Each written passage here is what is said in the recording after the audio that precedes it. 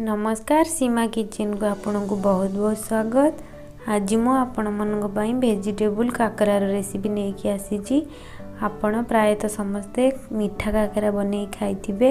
निश्चिंत ए रेसिपी थरे ट्राई करंतु, खाया पे बहुत भल लागिबो। तेबे चलंतु रेसिपी स्टार्ट करिबा। एठी मु ए सब सामग्री नहीं यार लिस्ट आपण को डिस्क्रिप्शन बॉक्स रे मिल जिवो। एठी मु गैस ऑन करी कड़ाई बसई देछि। गोटे ग्लास पानी दे दोछि। पानी गरम करी नबा। एठी पानी गरम हो जाइछि। स्वाद अनुसार लूण दे दोछि। गोटे चम्मच जुआणी दे दोछि। गोटे चम्मच रिफाइन तेल दे दोछि। याको भल भाबरे फुटिबा पई छाडी दोछि। एठी हमर भल भाबे फुटी गलानी। एठी मु गोटे कप सुजी नेइथिले। एबे हमें आदिरे को ऐड करी नबा। अल्प अल्प करी याको भल भाबे मिक्स करे नबा, जेमती सुजीटी गेटा न होबो बा किछि लंग्स न रहइबो। एठी हमर काकरा पई जंतुणी प्रस्तुत हो जाइछि। आगो गोटे प्लेट को काढी नबा। जंतुणी के एबे हमें ठंडा हवा पई छाडी दबा। सेपटे काकरा रे पुरो दबा पई स्टफिंग तयारी करिबा। एठी मु पैन को बसई गरम करी नेछि। अल्प किछि तेल दे देछि। मीडियम साइज रो काटी के रखि दिबा प्याज को ऐड करि दोछि। प्याज को टिके कलर चेंज होगा पर्यंत भाजीबा। सेपटे मु दीटा कंचा लंका किछि अदा को छेचिकी रखिथिली आदि ऐड कर दबा।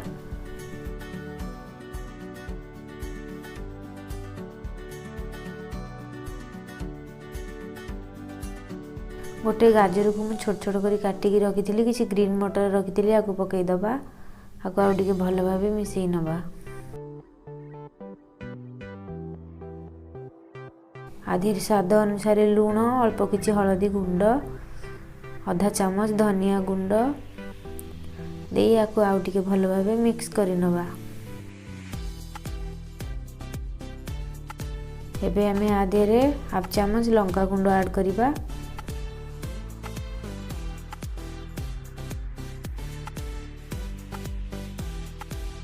एटे गैस टी को मु लो फ्लेम रे रखिछि। मसला लगी जावा को 5 मिनट पई कवर करि नबा। एठी 5 मिनट हे जाइछि। कवर काढी नबा। एठी हमर परिबा गुडी को सिझी जाइछि। एठी मु मीडियम साइज रा आलू 4टा को सिझे की रखिथिली। आधेरे चकटी की भल भाबे दे दोछि। गोटे चम्मच करी पाउडर दे दोछि। गोटे चम्मच कस्तूरी मेथी दे दोछि।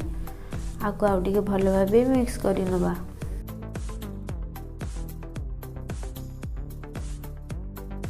एठी हमर बिल्कुल स्टफिंग रेडी हो जाइछि काकरा पई।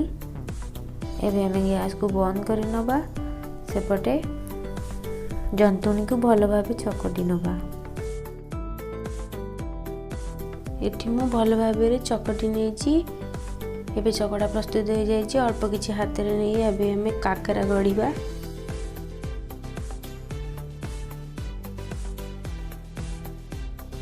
आज वेजिटेबल पूरा गोटे चम्मच दे दोछि।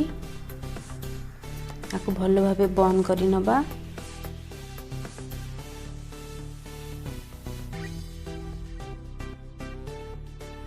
एठी हमर गोटे काकरा रेडी हो जाइछि। एई परि भाबे बाकी सब गड़ी नबा।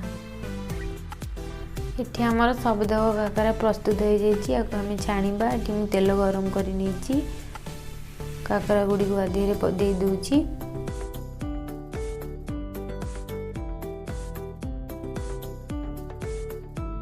एहीपरि भाबे मु सबुदक काकरा एठी छाणी नेछि।